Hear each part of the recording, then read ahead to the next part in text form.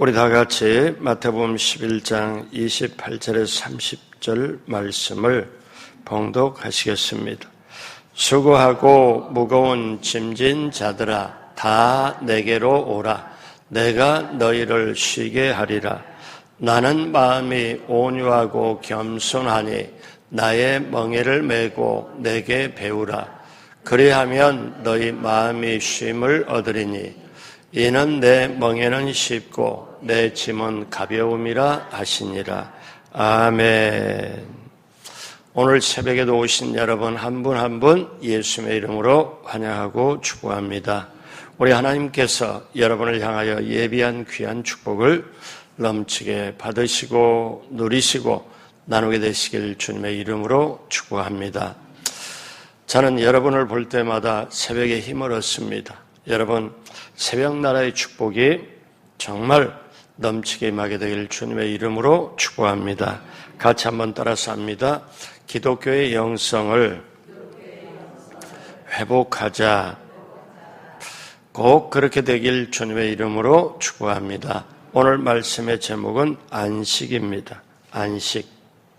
인간은 태어날 때부터 많은 짐을 지고 태어납니다. 아버지로서 짐이 있고 어머니로서 짐이 있고 사회에서는 여러 가지 짐이 있습니다. 더구나 때없이 찾아오는 질병의 짐이 있고 또 우리가 인생 살아갈 때 자식을 키워야 되는 어쩌면 기쁨이지만 어쩌면 짐이라고 볼 수도 있고 또 마음의 짐들이 괴롭힙니다. 시지푸스의 신화라는 그 신화에서 소설가 알베르 까미는 인간의 짐을 네 가지로 설명을 합니다. 네 가지로 설명을 하는데 첫 번째는 경제적인 짐입니다. 이것은 자신의 생존을 위하여 자기의 꿈을 이루기 위하여 가족을 부양하기 위하여 돈이 없으면 안 되니까 그 경제적인 짐을 지는 걸 말하죠. 두 번째는 정신적인 짐입니다.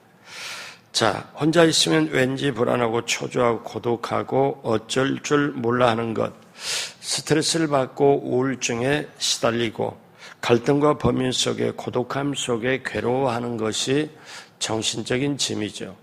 그런데 세 번째는 인생 자체가 짐이라는 거예요. 인생 사는 것 자체, 육신을 입고 우리가 이 생을 산다는 자체가 짐이라는 거고 네 번째는 영적인 짐이라는 겁니다.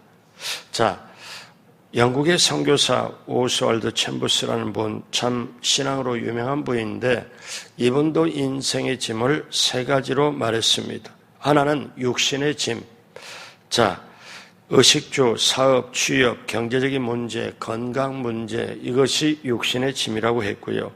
두 번째 정신적인 짐으로는 스트레스, 불안, 우울, 그리고 좌절감 같은 걱정과 근심을 말했습니다. 세 번째는 죄악의 짐, 불신앙, 불순종, 각종 범죄, 죄를 짓고 난 다음에 양심의 가책을 느끼는 것, 이것이 죄악의 짐이라고 그랬습니다. 그러면 우리들이 인생을 살아갈 때 죄성을 가지고 태어나고 그 죄의 짐을 가지고 우리는 그 짐 속에 살아가는 게 우리의 인생입니다. 그래서 사람들은 스트레스를 받고 지성과 감성을 때로는 의지를 마비시키고 무력화되고 건강한 삶을 무너뜨리는 이 스트레스, 불안을 정대하고 그 다음에 근심 걱정을 뗄래야 뗄 수 없이 가지고 가는 게 그래서 현대인의 질병의 80% 이상은 바로 스트레스 온다고 합니다.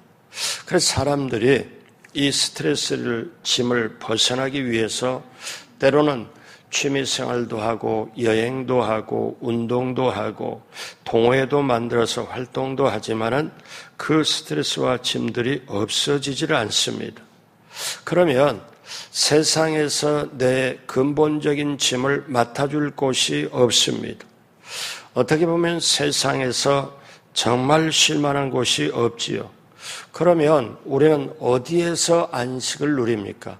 어디서 평안히 쉼을 누릴 수 있을까요?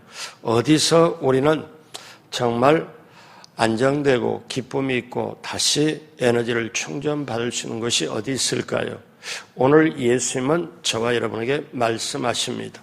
우리 11장 28절 다 같이 할까요? 수고하고 무거운 짐진 자들아 다 내게로 오라. 내가 너희를 쉬게 하리라. 자, 예수님은 인생을 진단을 했습니다. 우리 병원에 가면 진단하고 처방한 다음에 약을 받아오잖아요. 예수님이 인생을 진단할 때 인생이 뭐냐? 인생은 수고하고 무거운 짐을 지고 가는 거다. 이게 예수님이 보시는 거예요. 그러면 문제는 수고하고 무거운 짐 속에 살아가는 우리들이 어떻게 해요? 어떻게 수고하고 무거운 짐에 눌려서 살 거냐? 아니면 안식이라는 쉼을 가지고 살아가면서 하나님의 뜻을 이룰 거냐? 자, 우리는 이런 속에 있습니다. 어떻게 안식을 얻을 수 있을까요? 오늘 예수님이 주신 말씀을 중심으로 한번 볼 때 첫 번째, 주님께서 내게로 오라고 하십니다. 자, 예수님은 뭐라고 말씀하냐면은 수고하고 무거운 짐진 자들아 너희들 애써서 원래 인생이 수고하고 무거운 짐진 자이고 인생이 그렇게 가니까 그걸 운명으로 알고 그걸 받아들이고 살아라. 너희가 나름대로 노력하고 애쓰며 살아라. 그렇게 말씀하질 않으셨어요. 그러니까 우리는 근본적으로 우리 자신을 되돌아볼 때 저나 여러분이나 태어나서 우리 힘으로 살려고 해요. 내가 노력해서 내가 힘쓰고 애써서 기본적으로 당연한 거지요. 그러나 그렇게 하다 보니까 내 힘으로 돈 벌고 내 힘으로 자식 기르고 내 힘으로 그렇게 어떤 때는 어떤 분 만나면 그런 말이에요. 자식이 왼수라고 그래요. 아니 어떻게 자식이 왼수입니까? 그랬더니 근데 그 말은 사실 어떠냐? 다른 사람이 왼수라고 말하고 자식이 왼수란 말은 그 말은 자식 키우기가 힘들다. 자식 키우기가 참 어렵다는 말을 순간적으로 그렇게 표현하지만 피로 나눈 자식이잖아요. 세상에서 가장 가까운 것. 그러니까 이거는 다른 말로 말하면 자식이 내게 앞에 지금 짐이다. 수고하는 짐이다. 그렇게 말할 수 있잖아요. 우리 11장 28절에 보니까 수고하고 무거운 짐진 자들아 다 내게로 오라. 예수님은 우리를 수고하고 무거운 짐진 자라고 말씀하면서 다 모두 내게로 와라. 자, 예수님은 이렇게 말씀해요. 그러면 우리가 여기서 수고하고 무거운 짐진 자, 우리가 이것이 처음부터 하나님은 우리를 태어나게 만들고 우리를 모든 걸 한 다음에 우리를 원래 수고하고 무거운 짐지고 가는 존재로 만들었을까? 아닙니다. 하나님은 그렇게 계획하지 않으셨어요. 수고하고 무거운 짐이라는 것은 어떻게 왔냐? 하나님의 뜻과는 상관없이 죄와 함께 왔어요. 하나님께서 범죄한 최초의 여성인 하와에게 내가 수고하고 자식을 낳을 것이라 말씀하셨고 아담에게는 내가 종신토록 수고할 것이라고 말씀하셨습니다. 이 수고는 단순한 노동을 뜻하지 않습니다. 고통의 의미를 가지고 있습니다. 그러면 우리는 이렇게 생각해요. 또 우리는 그렇게 알고 있죠. 사람들이 인간이 죄를 범했기 때문에 그 형벌로 노동이 주어졌다. 어느 정도는 맞는 말 같지만 실제적으로 형벌로 노동이 주어졌다. 그것만은 다는 아닙니다. 왜 그러냐면은 인간이 죄를 짓는 게 창세기 3장이 나오잖아요. 근데 죄 짓기 전에 아담과 하와에게 에덴 동산을 경작하고 관리하도록 했어요. 그러니까 노동은 죄 짓기 전에도 있었다는 거예요. 그런데 죄 짓고 난 다음에는 노동이 어떻게 바뀌어버렸냐? 죄 짓기 전에 에덴 동산을 관리하고 에덴 동산을 경작해라. 자, 그러면 죄 짓기 전에는 노동이 즐거운 거였어요. 기쁨이었어요. 근데 죄 짓고 난 다음에 노동이 어떠냐면은 완전히 수고하고 짐, 완전히 고통스러운 노동으로 바뀌어버린 거예요. 그러니까 죄 짓기 전에는 아담과 하가 자식을 낳을 때는 즐거움과 기쁨으로 낳았을 거예요. 죄 지은 다음에는 어떠냐면 수고하고 고통스러운 걸로 바뀌어버린 거예요. 이게 죄의 대가입니다. 그러니까 타락한 다음에 죄 지은 인간에게 고통이 다가온 거예요. 왜? 바로 죄의 결과이기 때문에. 그래서 수고의 짐은 본질적으로 죄의 짐이라고 말해요. 그러니까 인간에게는 죄의 짐을 해결하지 않고서는 진정한 안식을 누릴 수가 없습니다. 이걸 예수님이 아신 거예요. 자, 죄 용서받고 죄로 자유하지 못하는 이상 아무리 노력해도 진정한 안식은 올 수가 없다. 여러분, 죄 지은 사람은 남이 뭐라고 안 해도, 가족들이 뭐라고 안 해도 자기 속에 죄 지으면은 어때요? 늘 죄가 생각이 나서 양심을 쿡쿡 찌릅니다. 양심을 눌러요. 그러면 진정한 쉼이 없죠. 이사야 선지자는 이 죄 문제를 해결하기 위하여 인류 역사의 지평선에 등장할 메시아에 대해서 이렇게 말씀을 합니다. 이사야 53장 4절, 그는 실로, 그 다음 뭐예요? 우리의 질고를 지고. 자, 질고를 지고. 이것이 뭐냐? 질고라는 게 뭐냐면 수고의 짐입니다. 고통의 짐입니다. 우리의 질고를 지고 우리의 슬픔을 당하였거늘 우리는 생각하기를 그는 징벌을 받아 하나님께 맞으며 고난을 당한다 하였노라.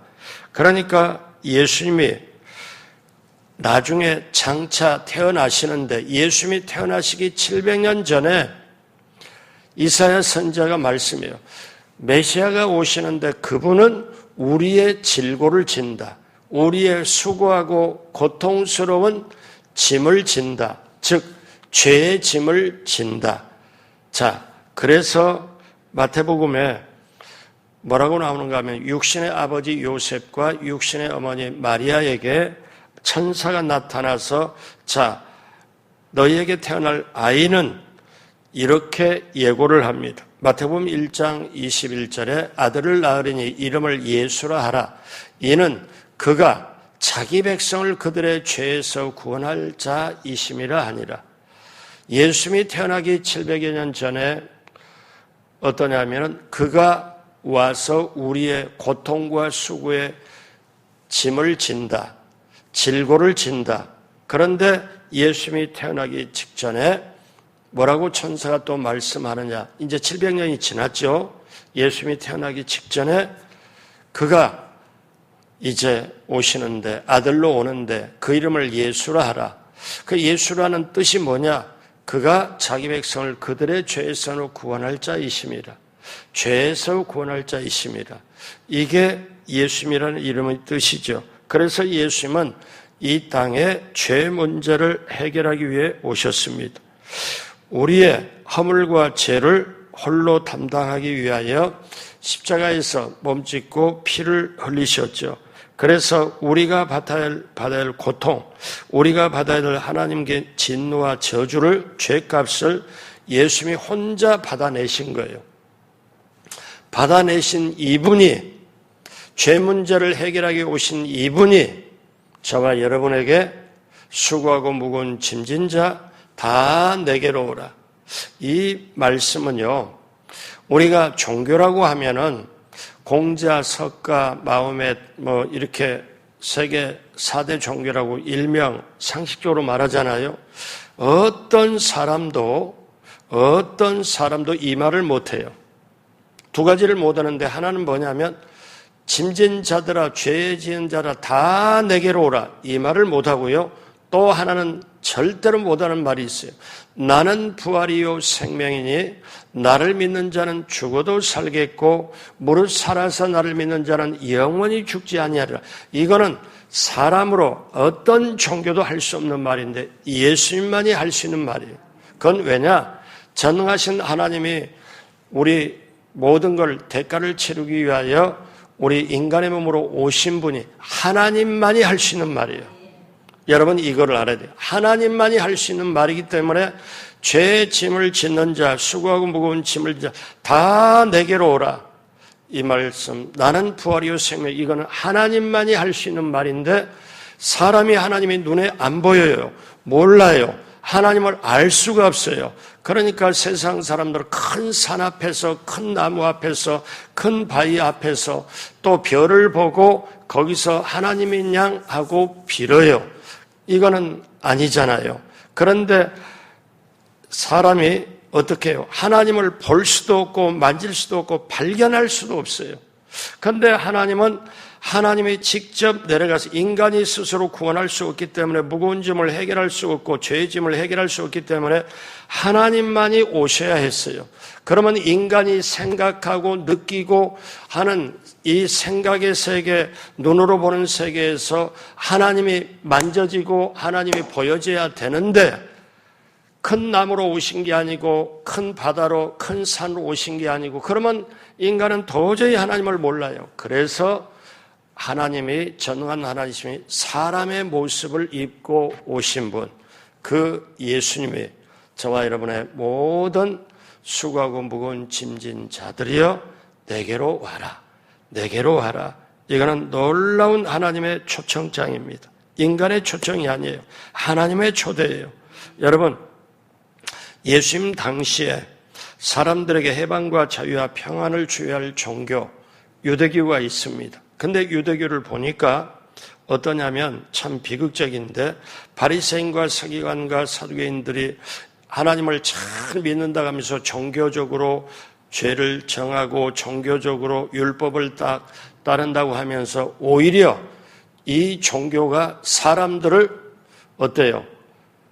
가둬요. 죄로 가두고 율법으로 가두고 그러니까 사람들이 또 하나 멍에가 맺었어요. 어떤 거냐면은 율법을 지키려고 그러니까 너무너무 힘들어요. 바리새인들이 사실상 무거운 짐을 사람들의 어깨에 짐을 지웠습니다. 그러다 보니까 이들이 진정으로 안식을 취하지를 못해요. 왜? 죄값이 있기 때문에 죄 양심의 가책이 있기 때문에 거기다가 율법을 얹어놓으니까는 더 자유함이 없어요. 예수님 태어나시고 예수님이 활동했던 당시에 유대교 종교가 그랬습니다. 하나님을 믿는다고 하면서 오히려 그거를 사람들에게 뒤집어 씌우기 때문에 율법이 사실 죄를 가르쳐주고 좋고 선한 것인데 오히려 사람에게 짐이 되는 거예요. 그래서 어떻습니까? 이 종교가 안식을 줄 수가 없다. 그래서 예수님은 수고하고 무거운 짐진 자들아 다 내게로 오라. 예수님이 그래서 복음이고 복음은 종교가 아닙니다. 복음은 종교를 뛰어넘는 사람들에게 수고하고 무거운 짐진 자에게 진정한 해방과 안식을 주는 거예요. 그러므로 사랑하는 여러분, 우리가 꼭 알아야 될 것은 뭐냐? 예수님께서 내게 정말 이렇게 종교 이상의 안식을 주시려고 자유를 주시려고 하셨다. 자, 여러분 러시아가 낳은 세계적인 작가 톨스토이가 있습니다. 이분은 신앙이 너무너무 좋은 분으로 알려져 있어요. 우리 인류에게. 원래 기독교 집안에서 자랐습니다. 그러나 종교로서 기독교가 전부인 줄 알았어요. 종교로서 기독교다. 그래서 그는 청소년 시절에 그렇게 기독교를 떠나게 됐는데 왜 떠나게 됐냐면은 그때 그가 이렇게 말합니다. 55세 신앙론이라고 하는 유명한 글에서 톨스토이는 이렇게 고백을 해요. 나는 지난 55년을 살아온 동안에 최초의 15년, 그러니까 기독교 집안에서 태어나가지고 있을 때 행복이나 기쁨의 안식을 알지 못하고 살아왔다. 내가 18세가 되던 해 한 친구가 내게 찾아와서 신이 인간을 만든 게 아니라 인간이 신을 만들었다고 설득했고 나는 그 설득에 매료되어 이 종교를 버리기로 결심했고 종교를 포기하는 것이 자유라고 생각했다. 그래서 나는 종교를 포기하는 것이 안식이라고 생각했기 때문에 나는 기독교를 떠났다. 나에게 종교는 분명히 속박처럼 느껴졌기 때문이다. 그러나 이제 내 나이 55세, 나는 내가 내어버린 어머니 품과 같은 신앙의 품으로 다시 돌아온다. 이제 나는 종교로 돌아오는 것이 아니라 예수 그리스도로 돌아온 것이다. 그리고 예수 그리스도 안에서 나는 생애 처음으로 진정한 안식을 발견했다. 종교로서는 자기가 떠났지만 이제는 예수 그리스도께 돌아와서 진정한 안식을 발견했다. 톨스토이가 인생에 대해서 했던 게 정말 성경 다음으로 아주 귀한 걸, 부활 이런 또 작품 같은 거 보면은 너무너무 귀해요. 톨스토이가 그렇게 믿음이 좋고 신앙이 좋은 사람으로 각인됐지만 거기에 종교라고 해서 신이 인간을 만든 게 정말 아니고 종교, 사람이 신을 만들었다. 두려워서 이런 거에 속아가지고 종교에 테두리시기 때문에 거기에 희망이 없음을 보고 떠났다가 안식을 찾지 못하고 진정한 안식이 예수 그리스도 안에 있음을 알고 돌아와서 진정한 안식으로 그래서 고백합니다. 나는 종교에서 예수 그리스도로 돌아왔다. 사랑하는 여러분, 그 예수님이 오늘 이 새벽에 저와 여러분에게 초청장을 보내요. 다 내게로 오라. 다 내게로 오라. 여러분, 그 축복이 우리에게 있는 줄로 믿습니다. 두 번째, 주님께서 내게 배우라고 하십니다. 내게 배우라고 하셔요. 자, 이거는 무슨 말씀이냐? 첫 번째는 다 내게로 와라. 그 다음에는 이제 내게 배우라. 오늘 11장 29절 다 같이 합니다. 나는 마음이 온유하고 겸손하니 나의 멍에를 메고 내게 배우라. 그리하면 너희 마음이 쉼을 얻으리니. 자, 이것은 예수님이 두 번째 말씀하시죠. 이것이 안식일의 길입니다. 안식의 길이에요. 자, 배운다는 것만으로 어쩐지 속박처럼 느껴지는데 여기에 나의 멍에까지 메고, 아니 그러면 주님은 우리에게 안식을 주시는 분인데 와서 배워라. 근데 거기까지 내 멍에를 메라. 아니 이거는 어떻게 좀 이상하지 않나? 안식을 주려고 자유를 주려고 하시는 것인데 배워라? 우리는 배워라 하면은요, 사람들이 특히 동양 유교 정서에 있는 사람들은 배우라 하면 좋아하는 사람이 별로 없어요. 여러분, 숙제 좋아하는 학생들 별로 없거든요.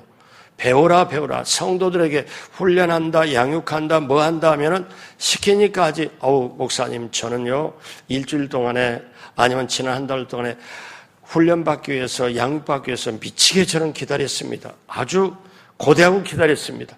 이런 분 별로 없어요. 그렇잖아요. 근데 예수님은 배워라. 그리고 내 멍에를 메라. 여러분요, 이 말씀이 뭐냐면 주님이 주시는 안식을 계속 유지하는 방법이에요. 주님이 주시는 안식을 계속 누리는 방법이 주님께 와서 배우고 주님의 멍에를 메라. 왜냐? 여러분 보십시오. 참된 안식은 노동을 그친다고 되는 게 아니죠. 자, 예전의 사람들은 그걸 알아요. 뭘 아느냐? 팔레스타인에서 그 예수님의 그 했던 배경에서 어미소가 가면 옆에 다른 소가 있고 서로 둘이 짝을 이뤄서 가요. 짝을 이뤄서 가는데 멍에가 두 소를 매게끔 돼 있어요. 이렇게 돼 있고 이렇게 돼 있고 그래서 두 개가 연결이 돼 있죠. 그러니까 어미소가 멍에를 매면 그 옆에 작은 멍에가 붙어 있어요. 그때 새끼소가 같이 가요. 그런데 힘은 어미소가 메고 가고 힘은 어미소가 내는데 새끼소는 멍에만 걸치고 따라가는 거예요. 그러니까 어미소가 힘을 내고 멍에를 메고 가는데 새끼소는 멍에만 걸쳐있지 자기가 힘이 내는 게 아니고 자기는 따라가기만 하면 돼요.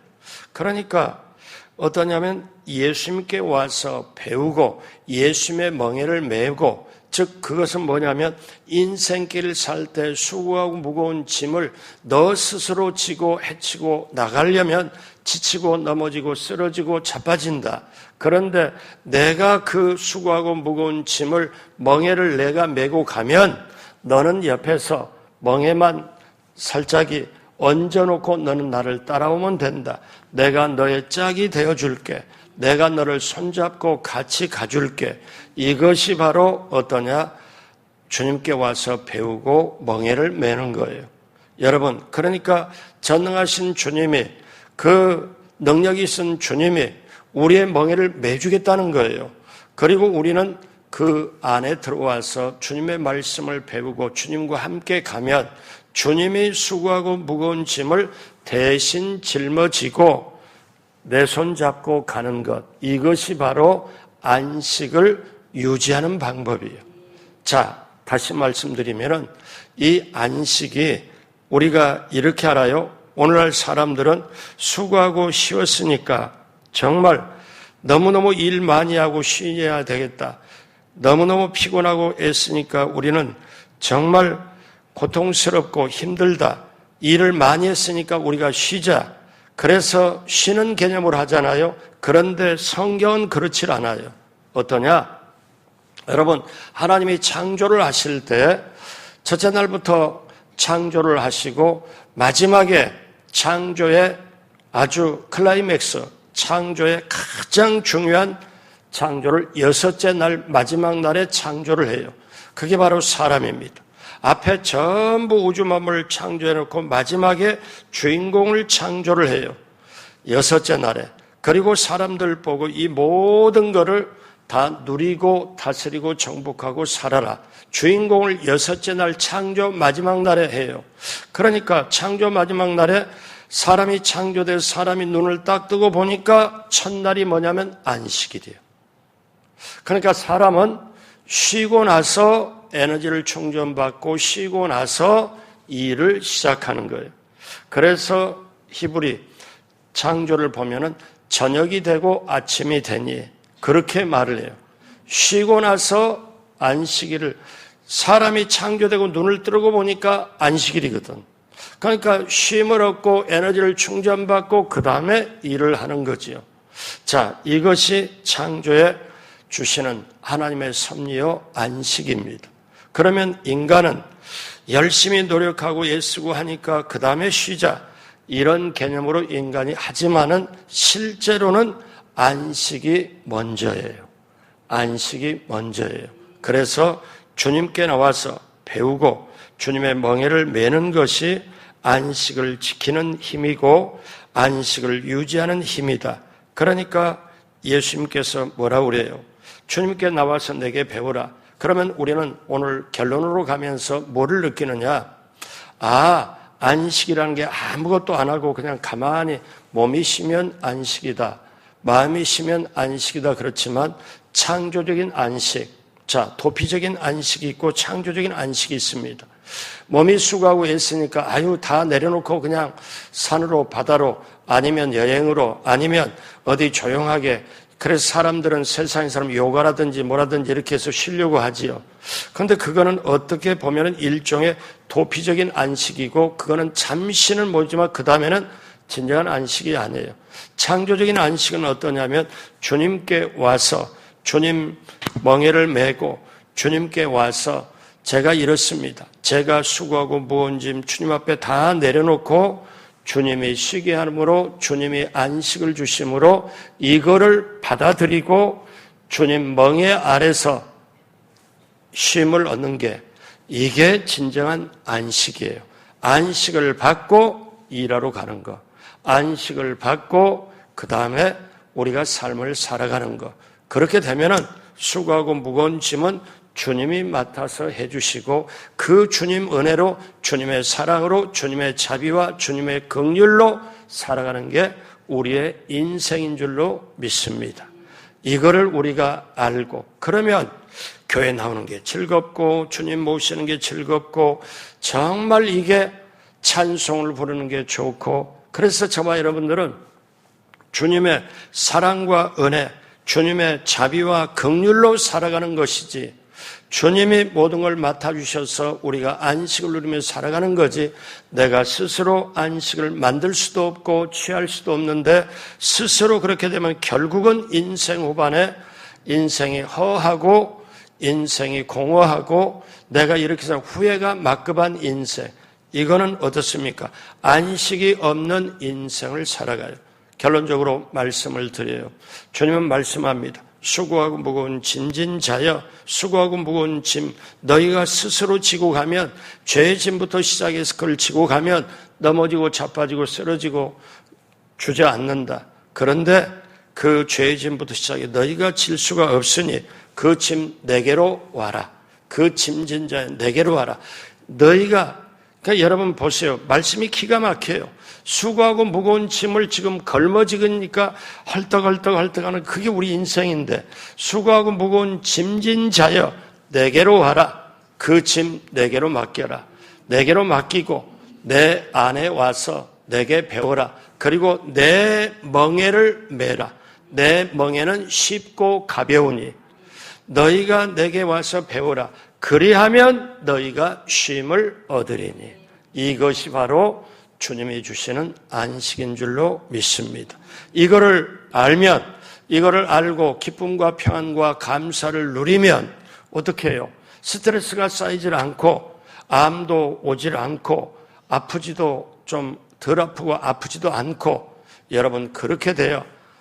몸도 마음도 영혼도 튼튼하고 진정한 안식을 취하며 우리가 창조적인 안식, 주님이 함께하는 안식을 붙잡고 갈 때 저나 여러분이나 몸, 마음, 영혼 튼튼하고 하나님의 뜻을 이루고 하나님의 예비한 축복을 받고 누리고 나누며 인생길이 평안하고 즐겁고 감사가 넘치게 되길 주님의 이름으로 축복합니다. 기도하겠습니다. 하나님 아버지 감사합니다. 하나님 아버지 고맙습니다.